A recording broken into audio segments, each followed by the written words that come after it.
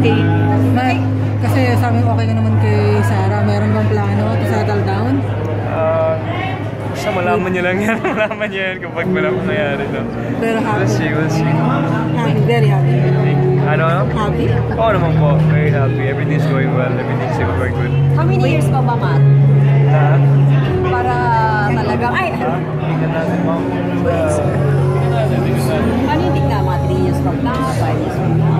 Oo, mga ganyan. Matt, explain naman yung trending video. Sinabi mo daw malapit na ang kasal. Yun. Wala lang. They just surprised. This one surprised me, si Mau.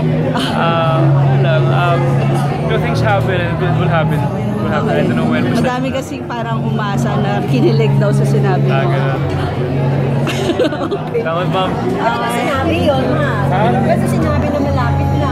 Umasa tuloy kasi. Ganon? Thank you. Thank you. Ano yung mga sinasabi ni Daniel na gusto niya daw makatrabaho si Sarah? Anong take mo doon? It's very nice. Sarah also